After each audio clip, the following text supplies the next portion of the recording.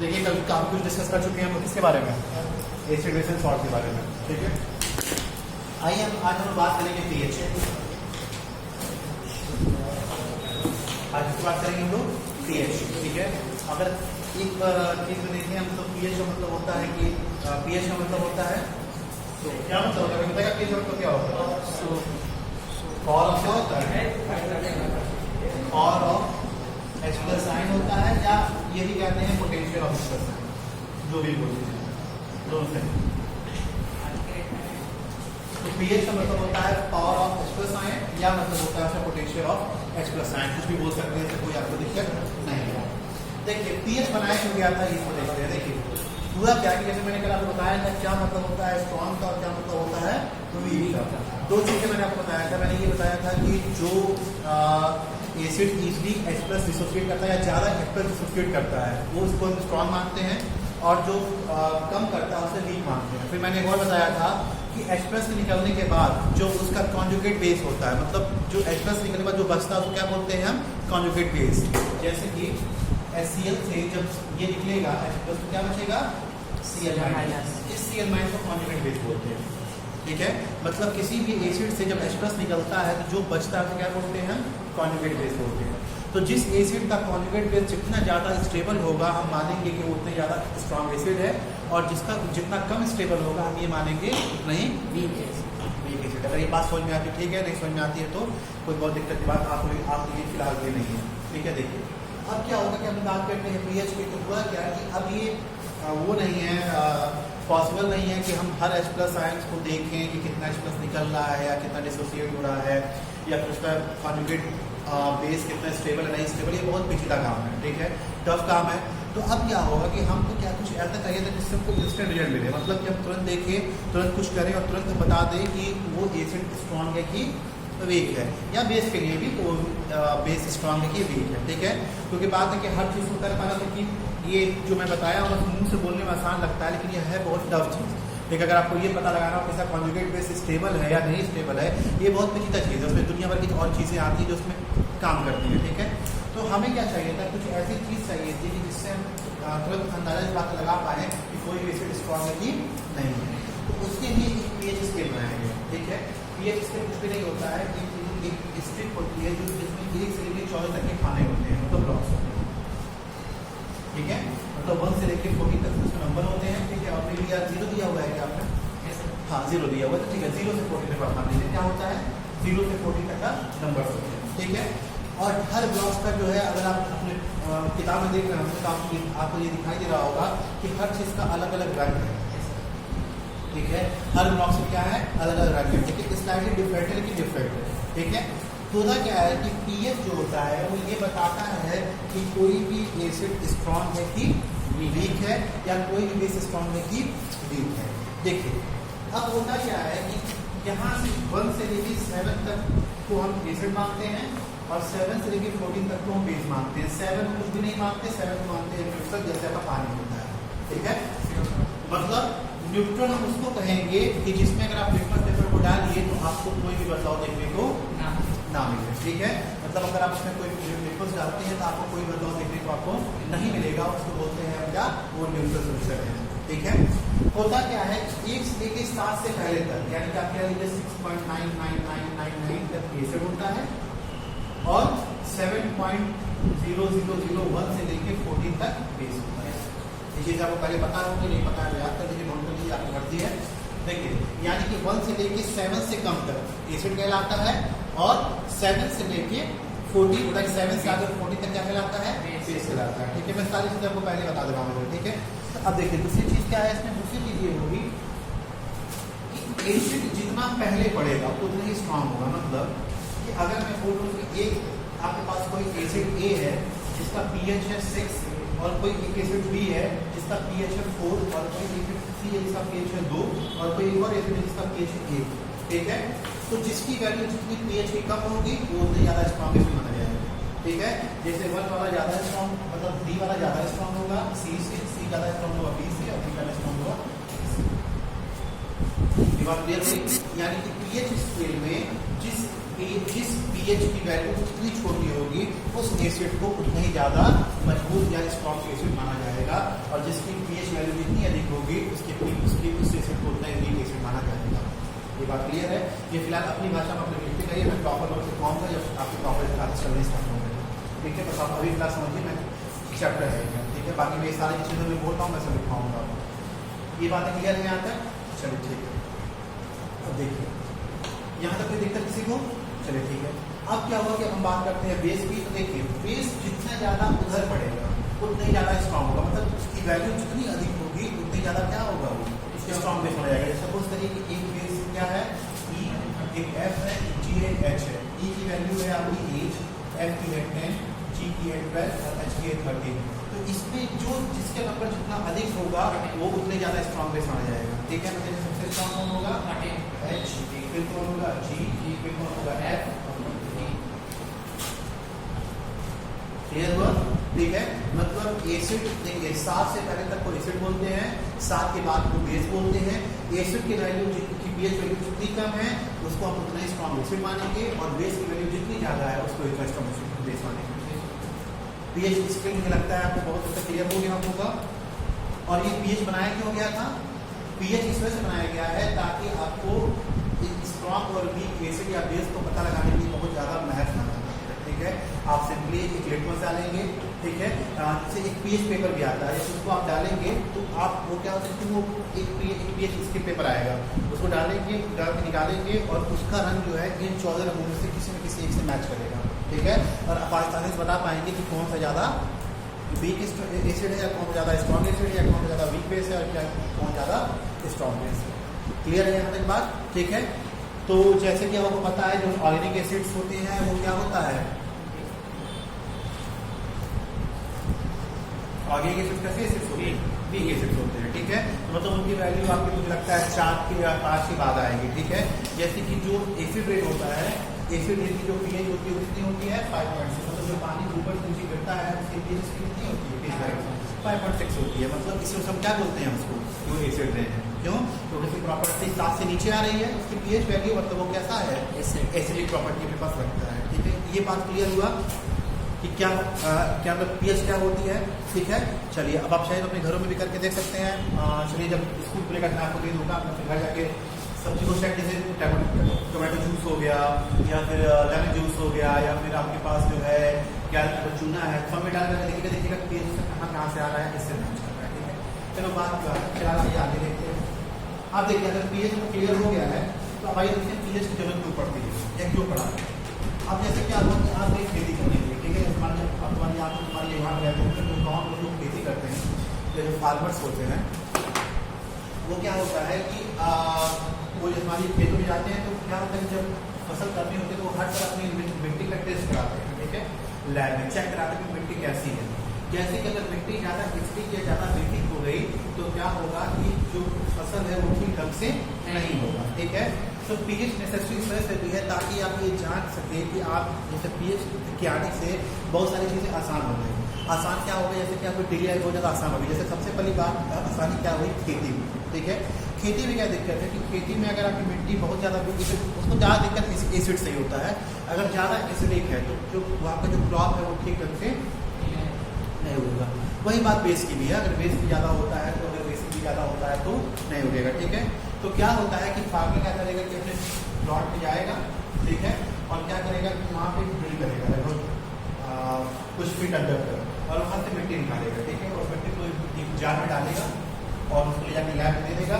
Lab वाले test करेंगे और टेस्ट करके ये बताएंगे उसमें कि उसमें क्या चीज़ की कमी है, मतलब या तो ज़्यादा एसिडिक नहीं है, ज़्यादा बेसिक नहीं है, या फास्फोरस की कमी है या नाइट्रोजन की कमी है या यूरिया की कमी है, मतलब ये सब चीज़ें वो बताते हैं। ठीक है, उससे आप क्या करता है वो जो फार्मर होता है ये अपना हिसाब पता लगाता है कि अगर एसिडिक है मिट्टी तो ज़्यादा किस में एसिडिक की मिट्टी होती है, बेसिक मिट्टी आपको नहीं मिलती। ठीक है, ज़्यादा किस में एसिडिक की मिट्टी मिलती है। तो अगर एसिडिक है तो क्या करेगा, उसमें कुछ ऐसा वो मिलाएगा, बताइए अगर एसिडिक मिट्टी है तो क्या मिलाएगा कि वो मिट्टी सही हो जाए। ठीक है, क्लियर सी बात है। तो अगर मिट्टी एसिडिक है तो क्या करेगा, कुछ अपनी मिट्टी में कुछ ऐसा मिलेगा जो बेस वो क्या करे ताकि उस एसिडिटी को क्या करता है, न्यूट्रलाइज करता है। ठीक है, तो सबसे पहले लिख लीजिए, सबसे पहला होता है लिख लीजिए ठीक है, तो इसको अपने लैंग्वेज लिखिएगा, ठीक है, जैसे प्लांट्स यूज़ करते हैं, क्योंकि मैं प्रॉपर्ली लिखाऊंगा, मतलब अभी फिलहाल आप लिख लीजिए कि आपको जैसे समझ में आता हो लिख लीजिए, ठीक है, मैं प्रॉपर्ली आपको बात लिखाऊंगा, ठीक है।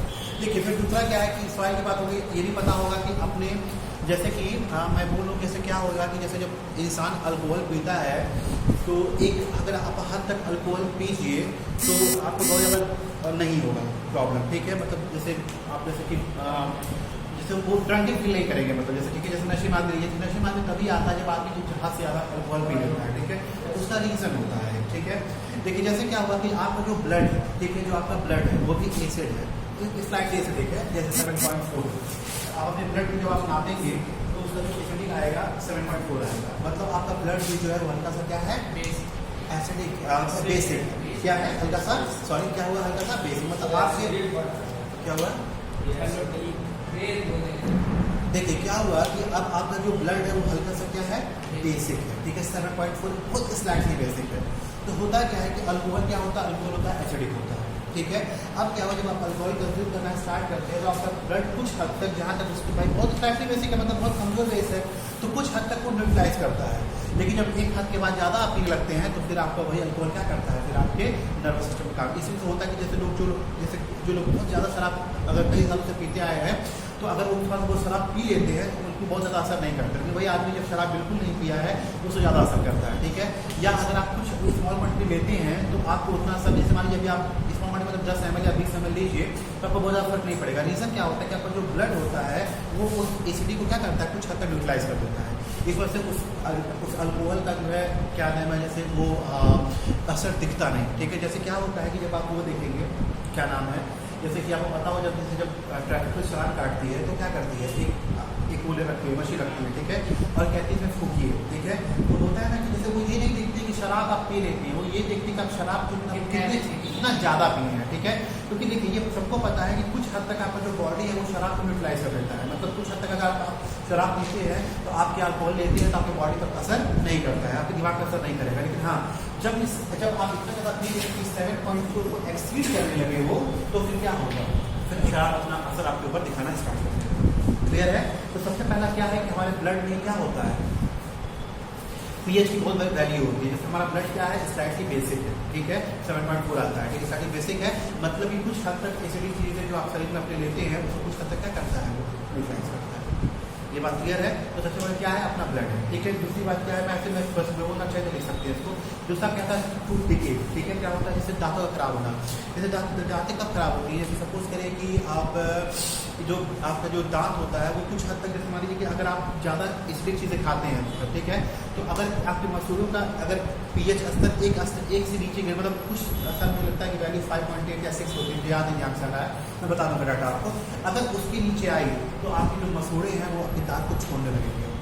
देखते हैं ना, आपने सुनते हुए कि लोगों का दांत गिरने लगता है, ठीक है, या बूढ़े लोग का दांत गिरने लगता है। बूढ़े लोग का दांत का दूसरा रीज़न होता है, लेकिन कभी आप देखेंगे अच्छे लोग हमारी जो 30 साल के हैं या 35 साल के 40 साल के हैं, उनके भी दांतों में दिक्कत आने लगती है। वही रीज़न ये होता है कि अगर आपके मुंह का पीएच एक स्तर से नीचे गिर गया तो फिर क्या होगा, आपके मसूड़े खराब होने लगेंगे। लोग क्यों बोलते हैं खाना खाने के बाद आपको ब्रश करना चाहिए, कुल्ला कर लेना चाहिए। रीज़न ये है कि अगर आप ब्रश नहीं करते हैं तो जो खाने के जो पार्टिकल्स हैं वो क्या होते हैं, आपके दांतों में फंसे रह जाते हैं। आप जब दांतों में फंसे रह जाएंगे तो देखिए कीड़े लगने से आपके दांत को दिक्कत नहीं है, ठीक है, ऐसा नहीं कि वो क्या होता है कि क्या लोग कहते हैं कि अगर आप सपोज करिए कि अगर आपके दांतों में कुछ फंसा हुआ है खाने का तो उस पर क्या लग जाएंगे, बैक्टीरिया लग जाएंगे। अब क्या देखिए बैक्टीरिया के लगने से दिक्कत नहीं है, होता क्या है कि जब बैक्टीरिया उस पर लगते हैं तो उसको डिकम्पोज करते हैं खाने को, और डिकम्पोज करके उसको एसिडिफाई करते हैं, ठीक है, और वही एसिड आपके दांतों में बचा रह जाता है और आपके मसूड़े के पीएच को क्या करता है, गिरा देता है, ठीक है। और जब आपके पीएच मसूड़ों का पीएच गिरेगा तो आपके मसूड़े क्या होंगे, क्लियर हुआ। ये सब मैं आपको इंपॉर्टेंस बता रहा हूँ पीएच की कितनी इंपॉर्टेंस है, ठीक है। अगला इंपॉर्टेंस आता है कि आपकी डाइजेस्टिव सिस्टम का। जैसे आपको पता होगा कि पेट में भी क्या है, एसिड है। कौन सा एसिड है आपके पेट में, HCl है, ठीक है, हाइड्रोक्लोरिक बोलते हैं, क्या है, HCl। आपके पेटों में भी क्या है, एसिड है। क्या काम करता है एसिड का, काम क्या होता है, फूड डाइजेस्ट करता है। जैसे आप खाना जो खाते हैं, जैसे होता है ना, लोग बोलते हैं जैसे आप कभी आप ओवर ईटिंग कर लीजिए, कुछ कर लीजिए, तो क्या होता है, एक एसिडिटी हो जाती है, होती है ना। एसिडिटी क्या चीज़ होती है, एसिडिटी वही चीज़ होती है कि जब आपका जो आपके पेट में जो आपके एसिड है वो क्या होता है कि फ्लो होकर बाहर आने लगता है, ठीक है। लोग कहते ना, सीने में जलन हो रहा है या इनो खा लीजिए तो ठीक हो जाएगा। इनो क्या, इनो कुछ है नहीं, बस वो क्या है, बेस है थोड़ा सा। वो आपके जो एसिड बढ़ जाता है आपके शरीर में, आपके डाइजेस्टिव सिस्टम में, उसको क्या करता है, वो डिफ्लेक्स करता है। ठीक है, तो होता क्या है कि जब वही एसिड तो ओवरफ्लो नहीं लगता है आपके पेट से बाहर, या आपके पेट पाइप में जाता है या आपके फूड पाइप में जाता है, तो वही आप क्या बोलते हैं, जब वो क्या हो गई है, एसिडिटी हो गई है। ठीक है, तो वही सीने में जलन होती है या ऐसे दिक्कतें आपको आती हैं। ठीक है, तो होता क्या है कि आपके जो डाइजेस्टिव सिस्टम में क्या है, पीएच है। ठीक है, अब अगर आपके पीएच ज़्यादा हो जाए आपके डाइजेस्टिव सिस्टम में, तो आपका खाना क्या होगा, नहीं बचेगा। ठीक है, आप जो खाना खाएंगे वो क्या होगा, डाइजेस्ट नहीं हो पाएगा। ये बात क्लियर है। तो आपके डाइजेस्टिव सिस्टम में पीएच का बहुत महत्वपूर्ण रोल है कि अगर आपके डाइजेस्टिव सिस्टम का पीएच बढ़ा तो आपको जो खाना खाएंगे वो क्या होगा, नहीं बचेगा। ठीक है, और देखिए ये बात हो गई। अब देखिए फिर आप एक और बात आते हैं, फिर एक और बात ये करते हैं कि होता क्या है, खाना खाने के तुरंत बाद पानी नहीं पीना चाहिए। ठीक है, जैसे कि कई लोग ऐसा होता है कि तुरंत खाना खाते हैं और फिर 2-3 ग्लास पानी पी लेते हैं। ठीक है, ऐसा नहीं करना चाहिए, इससे नुकसान होता है। रीज़न क्या है कि जैसे जब खाना आपके पेट में जाता है तो जो एसिड होता है वो खाने को पचाना स्टार्ट करता है। ठीक है, जिसको आप स्टमक बोलते हैं, जिसको हिंदी में जठर बोलते हैं। ठीक है, तो जब आपके स्टमक में जब खाना जाता है तो वहीं पर वो खाना मैक्सिमम पार्ट आपको वहीं पचता है। ठीक है, तो अब क्या हो, जब खाना खाएं, ठीक है, तो एसिड अभी आपके खाने पर वर्क करना स्टार्ट करता है और फिर क्या किया, आप तुरंत पानी पी लिए। तो वो जो एसिड जो पैदा हुआ है आपके स्टमक में, उसको पचाने के लिए, वो क्या हो जाएगा, डाइल्यूट हो जाएगा, ठंडा पड़ जाएगा। ठीक है, मतलब उसकी जो एनर्जी होगी वो क्या होगी, कम हो जाएगी और आपका खाना ठीक ढंग से नहीं पचेगा। इसी वजह से खाना खाने के तुरंत बाद पानी नहीं पीना। क्लियर ये बात सबको, कोई दिक्कत यहाँ पे किसी को?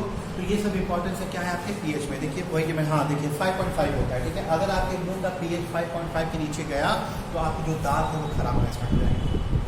ठीक है, इसमें से जो पेस्ट होता है वो थोड़ा सा हल्का देखिएगा, तो उसमें ऐसी चीज़ें होती हैं जो आपके दांत को अगर आपके दांत में एसिडिटी है या आपके दांत में एसिडिटी, मतलब आपके अगर दांत का पीएच ज़्यादा हो गया, आपके मुंह के पीएच ज़्यादा हो गया तो उसको न्यूट्रलाइज करता है। इसलिए जो आपके टूथपेस्ट होते हैं वो बेस होता है।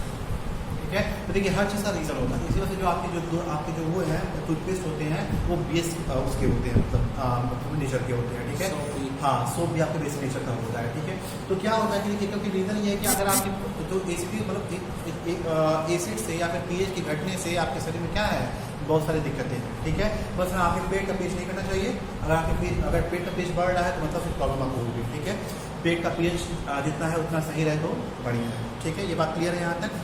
चलिए ठीक है, अब आगे आपको देखते हैं। हाँ, अब देखिए बाकी तो आप जानते होंगे, जैसे हम लोग पहले दिन बात कर रहे थे कि अगर आपको, अब देखिए जैसे कि एसिड का बहुत ज़्यादा महत्व कहाँ पर है, जैसे कि चींटी में हो गई। ठीक है, इधर चींटी अपने बचाव के लिए क्या करती है, आपको काटती है या फिर आपको फॉर्मिक एसिड आपको वो होता है। ठीक है, दूसरी चीज़ क्या हो गई आपको, दूसरी चीज़ ये हो गई कि क्या नाम है, आपकी मधुमक्खियाँ होना। ठीक है, मधुमक्खियाँ भी क्या करती हैं, बाकी एसिड को क्या करती हैं, सन डिस्कस में रखती हैं। ठीक है, अब क्या होगा कि जैसे सपोज करिए कि देखिए अब एसिड क्या होता है कि देखिए अब क्या होगा कि जो आपके कीड़े मकोड़े हैं या फिर आपके जो जानवर हैं वो क्या करते हैं, एसिड का इस्तेमाल करते हैं किसके लिए, सेल्फ डिफेंस के लिए। ठीक है, अपने वारफेयर के लिए या फिर वेलफेयर के लिए, या फिर अपने क्या करते हैं, बचाव के लिए किसका इस्तेमाल करते हैं, एसिड का। लेकिन अच्छी बात ये है कि उनका एसिड जो होता है वो उतना ज़्यादा स्ट्रॉन्ग नहीं होता, जिससे कुछ समय बाद उसका असर ऑटोमेटिक खत्म हो जाता है। जैसे कि आपने देखा होगा कि घर के लोग अगर किसी को मधुमक्खी काट लिए तो घर के लोग कहते हैं क्या लगा दो, चूना। और चूना क्या होता है, यही रीज़न होता है। ठीक है, चूना लगाने से पहले देखिए पहले लोग कितना विद्वान थे, उनको नहीं पता था कि चूना बेस एसिड नहीं बताया उनको, लेकिन वो तब भी जानते हैं कि अगर उस पर आप चूना लगा लेते हैं तो क्या होगा, दर्द कुछ हद तक ठीक हो जाएगा। ठीक है, जैसे सपोज करिए कि अगर आपके मानिए कि अगर आपके शरीर पे अगर एसिड गिर जाए तो तुरंत आपको पानी नहीं गिराना चाहिए उस पर, लेकिन नुकसान कर जाएगा। ठीक है, क्योंकि पानी रिएक्ट करता है एसिड और बेस। ठीक है, आपको जब भी अगर आपको मानिए कभी एसिड गिर जाए तो उसमें क्या लगा लीजिए, बेस लगा लीजिए। ठीक है, तो उससे क्या होगा कि अगर हमारे कहीं एसिड गिर जाए, अगर उस पर आप तुरंत बेस लगा लेते हैं तो बहुत हद तक चांस है कोई निशान नहीं पड़ेगा शरीर का। ठीक है, लेकिन पानी डाल देंगे तो क्या हो जाएगा, निशान पड़ जाएगा। रीज़न ये है कि पानी जो है वो उसी में घुल जाएगा। ठीक है, पानी उसको न्यूट्रलाइज नहीं करता है, वो क्या करेगा, उसी में घुल जाएगा। ठीक है, तो काम जैसे कि पेट्रोल में आग लग जाए तो क्या डालना चाहिए, बाल डालना चाहिए, पानी नहीं। ठीक है, क्यों ऐसा पता क्या होगा, अगर हम डाल दें पानी को तो क्या होगा, तो जल ऊपर आ जाएगा, पेट्रोल ऊपर आ जाएगा।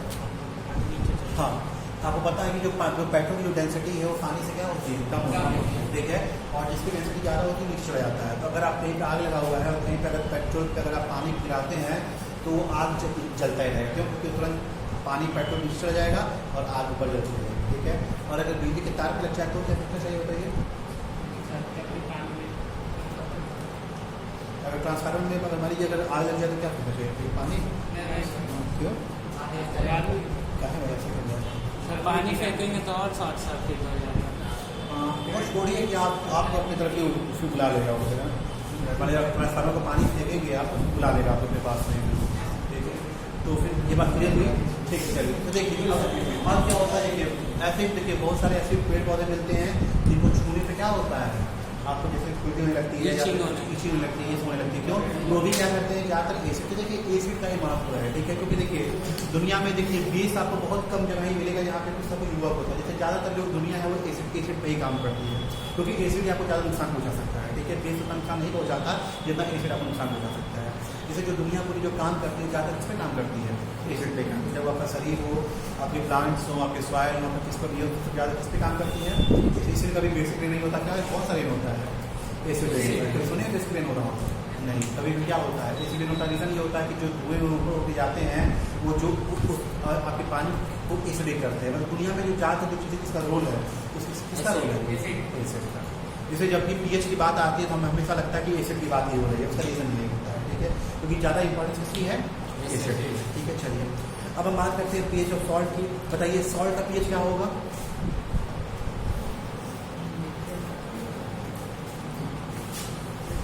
सॉल्ट का पीएच क्या होता है?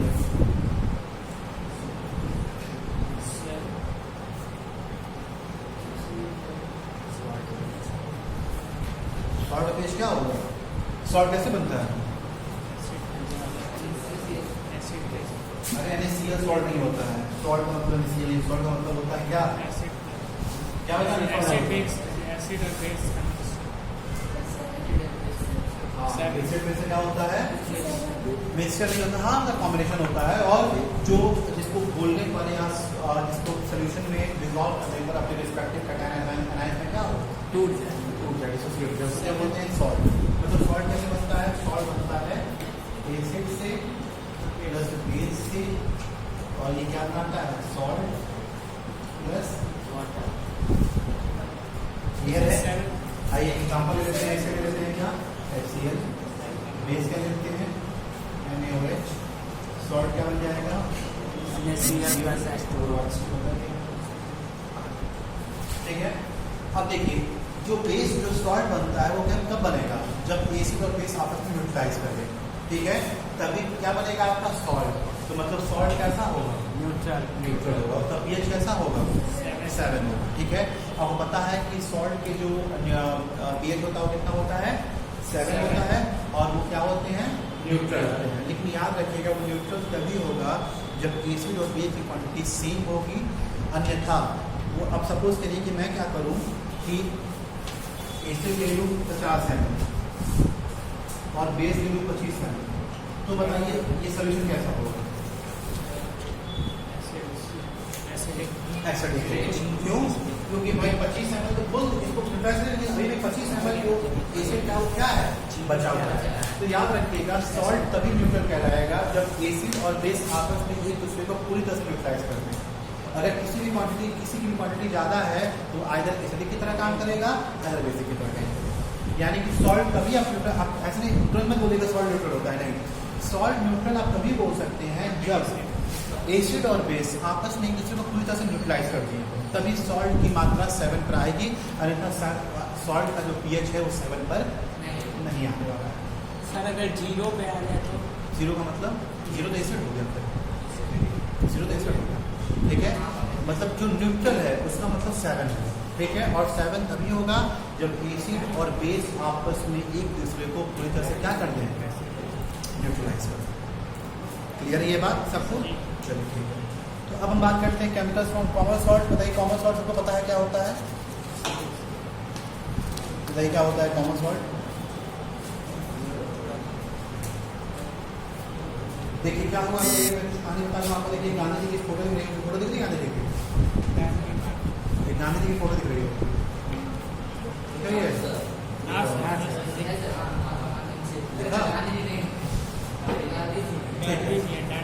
तो देखिए जैसे हुआ क्या कि जैसे क्या हुआ कि अंग्रेजों ने क्या किया कि नमक पर टैक्स लगा दिया, ठीक है? उन्होंने ये कहा कि नमक पे अगर हमारी उन्होंने क्या इस्तेमाल किया, अगर उत्पादन अगर भारत में करना है, ठीक है, नमक का, तो उनको टैक्स पे करना पड़ेगा। ठीक है, या नमक का इस्तेमाल करने के लिए आपको टैक्स पे करना पड़ेगा, ठीक है। क्योंकि नमक इसेंशियल चीज़ थी, नमक के बिना लगभग मान के लिए 90% चीज़ें तो नहीं बन पाएंगे, ठीक है। जैसे मान लीजिए सब्जी नहीं बन पाएगा आपका, दाल नहीं बन पाएगा आपका, और फिर आपका क्या नहीं बन पाएगा आपका, बहुत सारी चीज़ें, मतलब आप जितनी भी चीज़ें खाते हैं तो 90% चीज़ों में नमक का इस्तेमाल तो कहीं ना कहीं किसी रूप में होता ही होता है, ठीक है। बस मीठी चीज़ों को छोड़ दिया जाए तो लगभग नमक का इस्तेमाल तो हर जगह होगा ही होता है, ठीक है। चलिए ठीक है, तो अब क्या हुआ कि अंग्रेजों ने क्या कहा कि उसको उन्होंने क्या लगा दिया, टैक्स लगा दिया, ठीक है।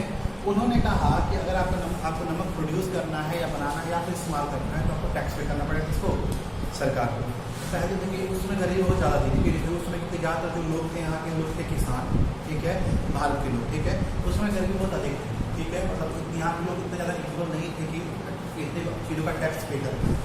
तो हुआ क्या कि अब वहाँ के लोग उसका लगे विड्रॉ करने, ठीक है। तो हुआ क्या कि विड्रॉ करने का मतलब ये था कि ये हम लोग मांगने लगे कि अंग्रेजों से टैक्स को हटाया जाए, ठीक है, क्योंकि टैक्स इतना ज़्यादा था कि लोग पे नहीं कर पा रहे थे और नमक के लिए टैक्स पे करना बहुत कठिन था। तो पहले लोग ऐसे गरीब थे, अब वो नमक के लिए टैक्स पे करेंगे तो कहाँ से वो पैसे लेकर आएंगे टैक्स, ठीक है। तो देखिए हुआ क्या कि 6 अप्रैल देखिए 12 मार्च 1930 शायद है, तो उन्होंने क्या किया, गांधी जी ने क्या किया कि क्या कहते हैं, तो याद नहीं आ रहा कि 1930 1931 है, मुझे याद नहीं, कंफ्यूजन हो रहा है, बहुत दिनों का पढ़ी होंगे, इस मैं कैलकुलेट कर दूँगा, या आप भी देख लीजिएगा कि 1930 कि 1931 है, मुझे याद नहीं ठीक से आ रहा है, ठीक है। 1930 था या 1931 था, ऐसे उसका, ठीक है। तो देखिए हुआ कि 12 मार्च को क्या हुआ कि गांधी जी ने क्या किया कि वहाँ पर जहाँ वो रहते थे साबरमती आश्रम में, वहाँ से उन्होंने एक डांडी मार्च स्टार्ट करना, ठीक है। उसका जहाँ से उन्होंने स्टार्ट किया था उसका नाम डांडी, जैसे उसको डांडी मार्च रखा गया था, ठीक है। तो वह क्या उन्होंने जो है डांडी मार्च अपने साबरमती आश्रम से स्टार्ट किया उन्होंने, और उन्होंने क्या किया कि वो यहाँ वहाँ से लेके और शायद डांडी तक गए थे, हाँ। तो जहाँ से उन्होंने स्टार्ट किया था और जहाँ वो पहुँचे थे, जहाँ तक फोटो वहाँ पे दिख रहा है, ठीक है, वहाँ उन्होंने 12 मार्च से स्टार्ट किया, वहाँ पर वो 6 अप्रैल को पहुँचे थे, 6 अप्रैल, ठीक है, 1930। अगर ये 30 बने, 30 बने, ये भी 30, ठीक है। अब क्लियर कर लीजिएगा इसको। तो वो 12 मार्च से स्टार्ट की और 6 अप्रैल को वहाँ पर वो पहुँचे जहाँ पे आप फोटो देख रहे हैं, ठीक है। और उन्होंने जाके वहाँ पे नमक कानून को तोड़ दिया। नमक कानून को तोड़ने का मतलब ये था कि पता है कि नमक कहाँ बनता है, समझ में कैसे नमक बनता है, बताइए, बताएं प्रोसेस कैसे नमक बनाया जाता है, बताइए।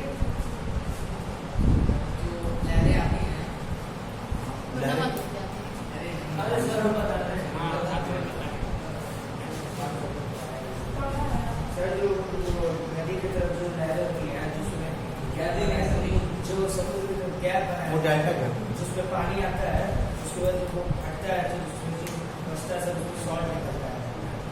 चलिए ठीक है भाई, ठीक है।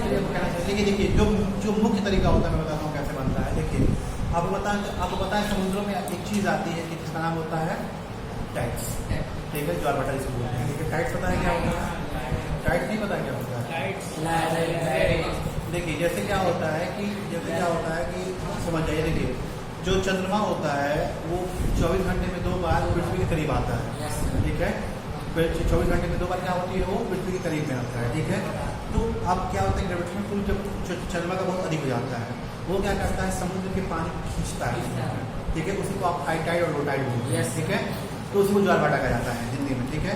तो क्या करते हैं लोग, क्या करते हैं, देखिए नमक हर जगह नहीं बनता, नमक बनने की जगह जैसे यहाँ भारत में सबसे नमक जहाँ बनता है, कहाँ बनता है बताइए, कच्छ में बनता है, ठीक है, रन ऑफ कच्छ में बनता है, ठीक है। सबसे नमक वही बनती है, ठीक है। रन ऑफ कच्छ सुने होंगे नाम, ठीक है।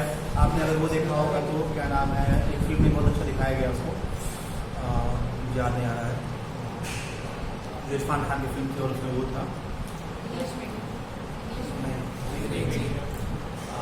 अर्जुन रामपाल था और इरफान खान था, ध्यान नहीं आ रहा है।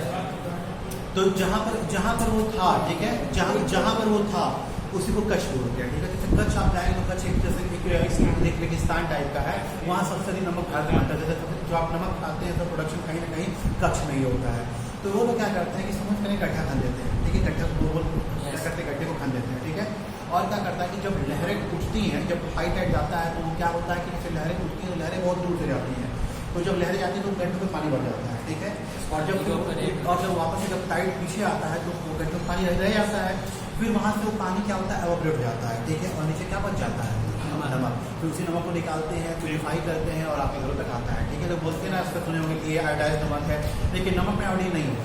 देखो जो नमक आपको मिलता है उसमें आयोडीन नहीं होता, उसमें आयोडीन डालना पड़ता है, ठीक है।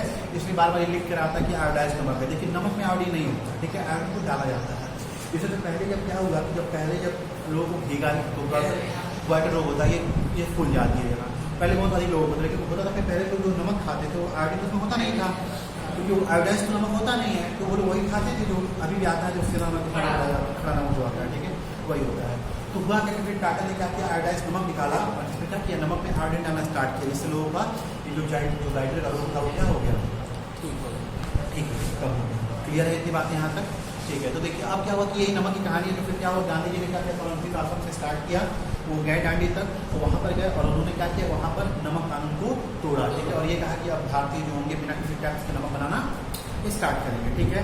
और नमक, अब देखिए क्यों इतनी कहानी पढ़ रहे हैं कि नमक का बहुत इस्तेमाल है। अब जो इसके बाद अब चीज़ें बढ़ेंगी, आप देखेंगे तो ज़्यादा चीज़ों का नमक का इस्तेमाल पाया गया है बनाने में चीज़ को, ठीक है। जैसे पहला जो आपकी एग्जाम आपकी बुक के हिसाब से जो पहला टॉपिक आपका है वो है आपका क्या, ये होता है बेकिंग पाउडर होगा, हाँ, सोडियम हाइड्रोक्साइड। सॉरी, क्या है पहला, सोडियम हाइड्रोक्साइड।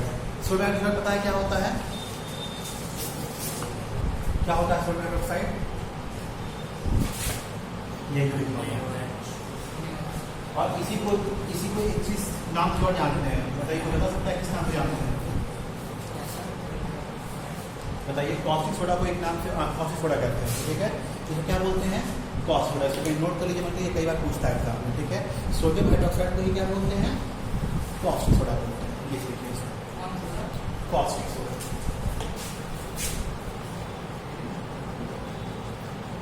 जब आप किसी जाने की दुकान में जाएंगे और कहेंगे सोडियम हाइड्रोक्साइड दे दीजिए तो आपका मुंह दिखेगा, ठीक है। तो नहीं समझ में आएगा आप क्या बोल गए, ठीक है। तो उसका वो कब देगा आपको, सोडियम हाइड्रोक्साइड, जब आप उसको बोलेंगे हमको क्या दे दीजिए, कॉस्टिक सोडा।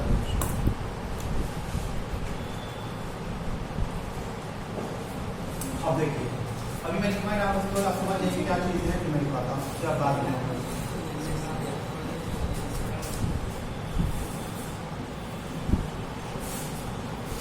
एक रिएक्शन है, देखिए अभी नमक की बात कर रहे थे, देखिए तो नमक की कहानी देखिए अब फिर इम्पॉर्टेंट हो गई, क्योंकि नमक से क्या बन रहा है, कॉस्टिक सोडा बन रहा है, ठीक है। इसी को आप क्या बोलते हैं, सोडियम हाइड्रोक्साइड।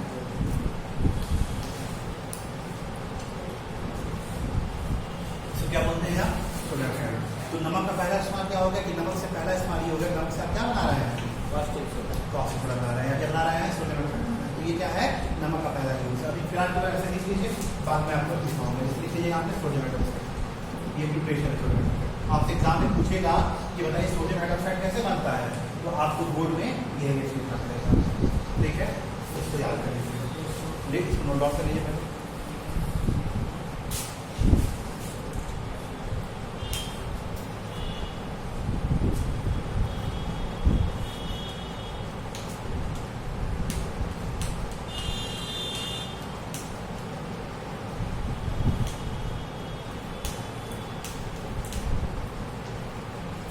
और देखिए बस केवल यही चीज है, देखिए यहाँ से क्लोरीन गैस भी निकल रही है और हाइड्रोजन गैस निकल रहा है, इन दोनों का भी इस्तेमाल हम किसी न किसी रूप में कर लेते हैं। ये भी हमारे काम की चीज़ है, मतलब नमक से बहुत सारी चीज़ें आपके उपयोग में निकल कर आ रही हैं। अभी केवल इतना जानिए, आगे में काम ये और मेडिकल में पढ़ाऊँगा, उसको इतना जानिएगा भी केवल जाने की है क्या, ताकि बहुत समय ना बर्बाद हो।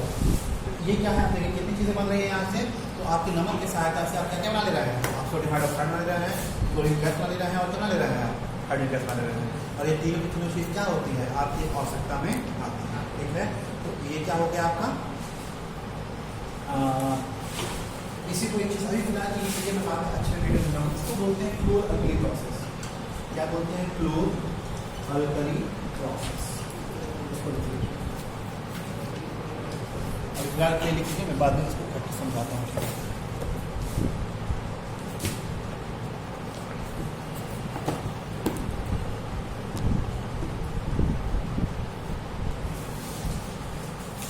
क्लियर है यहाँ तक, ठीक है।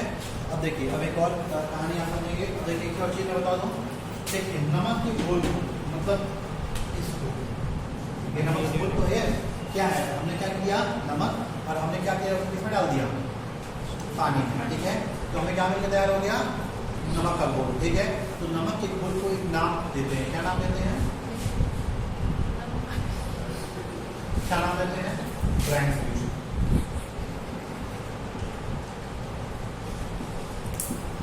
क्या बोलते हैं? नमक की घोल क्या बोलते हैं हम? Brine solution. तो कहीं पर भी आपको टर्म याद आए या ब्राइन सोल्यूशन नहीं बोलते हैं, केवल ब्राइन बोलते हैं, मतलब ब्राइन जो बोलने की हो गया उसको ब्राइन बोलते हैं। ठीक है, तो कहीं भी वर्ड आपको ब्राइन देखने को मिले तो आप समझ जाएंगे किसी बात कर रहा है वो, नमक की घोल की बात कर रहा है, मतलब पानी में क्या बोला गया है? नमक। तो क्या बोला जाता है? क्लियर है यहाँ पे? पहली चीज क्लियर हुई। चलिए अब आगे हम बात करते हैं किसकी? Baking powder.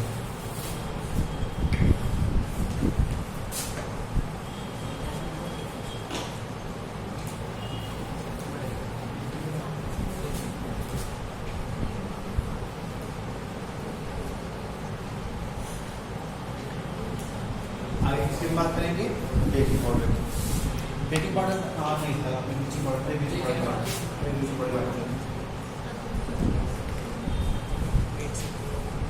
अब देखिए ब्लीचिंग पाउडर पता है क्या होता है? कई लोग ब्लीच भी करते होंगे बेचारे, वो करता है कि ब्लीच आता है बेचारे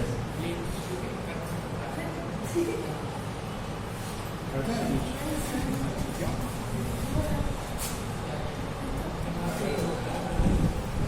वैसे ब्लीच वो लोग करते हैं जो मतलब वो होते हैं बस डार्क होते हैं, ठीक है, मतलब वो लोग ब्लीच नहीं करते। ठीक है, देखिए अब देखिए अब ये क्या है? CaCl2 है। ठीक है, देखिए जैसे मान लीजिए अगर आप दुकान में जाएंगे और बोलेंगे वो क्या चाहिए? कैल्शियम हाइपोक्लोराइड चाहिए। तो क्या बोलते हैं? नाम होता है इसका कैल्शियम हाइपोक्लोराइड करके। क्या बोलते हैं इसको? कैल्शियम।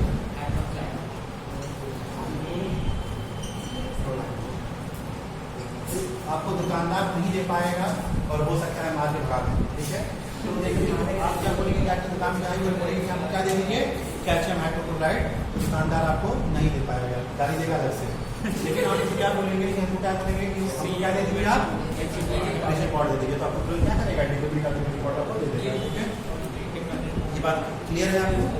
अब देखिए अब कहानी देखिए, सब देखिए जुड़ा हुआ है। देखिए हमने क्या किया कि पहले प्रोसेस में क्या बनाया? हमने पहले प्रोसेस में बनाया, नमक लिया, उसमें पानी घोला और हमें वहां से क्या मिल गया? कास्टिक सोडा, क्लोरीन गैस और हाइड्रोजन। अब जो इंडस्ट्री वाला ये बनाएगा वही इंडस्ट्री वाला ये बनाएगा। क्यों? क्योंकि वहां से जो क्लोरीन गैस निकल रही है उसका इस्तेमाल क्या करेगा? यहाँ पे करेगा। समझ में आई कहानी? ठीक है, जो इंडस्ट्री वाला उसको बनाएगा वही इंडस्ट्री क्या करेगा? ये भी बना देगा। ठीक है, अब देखिए नमक से कितनी सारी चीजें निकल कर आ रही है। नमक इंपॉर्टेंट था। ठीक है, नमक से क्या निकला था? कास्टिक सोडा, क्लोरीन और हाइड्रोजन गैस। और उसको इस्तेमाल कहाँ पे कर दिया इसने?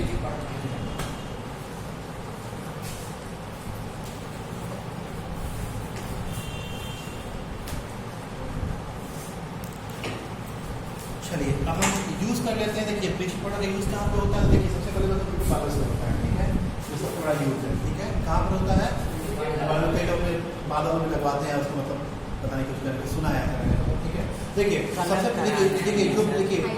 देखिए ब्लीच का जो काम होता है वो काम होता है रंग उतारने का। ठीक है, जैसे ब्लीच होता है वो रंग उतारता है। ठीक है, तो देखिए सबसे पहले इस्तेमाल करते हैं इसको टेक्सटाइल इंडस्ट्रीज में इस्तेमाल करते हैं। इसमें इस्तेमाल करते हैं ब्लीचिंग पाउडर का इस्तेमाल सबसे पहले क्या होता है? टेक्सटाइल इंडस्ट्रीज में होता है। ठीक है, क्योंकि इसका जो मुख्य काम होता है वो क्या होता है? रंग उतारने का। मतलब जैसे कि अगर आप अपने कपड़े में डाल दीजिए या किसी तरह का कपड़ा हो सफेद कर देगा। ठीक है, आप किसी तरह का कपड़ा आपके पास हो उसको क्या कर देगा? वो सफेद कर देगा। ठीक है, मतलब वो ये रंग उतार देता है उसको। ठीक है, दूसरा इसका काम कहाँ पे होता है बताइए? आपके इसमें क्या है? हाँ देखिए हाँ ठीक है, एक और आपने एक और चीज़ ध्यान दी होगी कि कभी कभी लोग अपने टंकी में ब्लीचिंग पाउडर डालते हैं। देखा होगा आपने। ठीक है, अपने टंकी के पानी में या जहाँ पे पानी स्टोर होता है वहाँ पे लोग ब्लीचिंग पाउडर डालते हैं। ठीक है, उसका रीज़न क्या होता है कि ये जम्प मारने में भी काम आता है। ठीक है, जैसे कि जहाँ पानी साफ करना हो तो वहाँ पे क्या करते हैं? वहाँ पे ब्लीचिंग पाउडर डाल देते हैं और वहाँ पे क्या करता है? वो साफ कर देता है। ठीक है, मतलब आपके जो पानी को जम्प नहीं कर देता है। तो आपने देखे होंगे कि कई लोग क्लोरीन की गोलियाँ डालते हैं। ठीक है, तो क्लोरीन डालेंगे तो भी वही काम करेगा, ये डालेंगे तो भी काम, क्योंकि इसमें भी क्या है? कैल्शियम है, क्लोरीन। ठीक है, तो जैसे कई लोग देखोगे कई लोग क्लोरीन गोली डालते हैं अपने पानी टंकी में। तो क्लोरीन डालेंगे तो भी यही काम करेगा और ये डालेंगे तो भी यही सेम काम करेगा। क्लियर है यहाँ तक बात? कोई दिक्कत नहीं आ रहा किसी को? ठीक है, चलिए अब यहाँ पे दूसरा काम क्या होगा कि यहाँ पे क्या बन रहा है, कैल्शियम हाइड्रोक्लोराइड को बोलते हैं ब्लीचिंग पाउडर।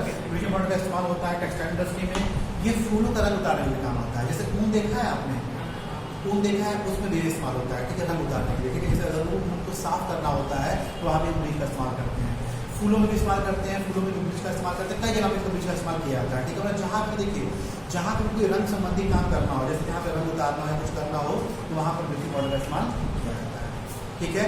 इसको एक तरह से ऑक्सीजन एजेंट के रूप में भी इस्तेमाल कर सकते हैं। ऑक्सीजन एजेंट अगर पिछले चैप्टर पढ़े हैं तो आपको तो क्लियर हो रहा होगा, नहीं पढ़े तो मैं दोबारा बताऊंगा और डिटेल में पढ़ाऊंगा, ठीक है। अभी फिलहाल इतना याद करेंगे, इसको एज अ ऑक्सीजन एजेंट भी हम इस्तेमाल करते हैं।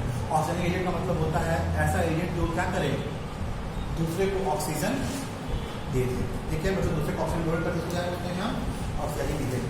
क्लियर है यहाँ तक बात, यहाँ तक किसी को दिक्कत कोई, चलिए ठीक है।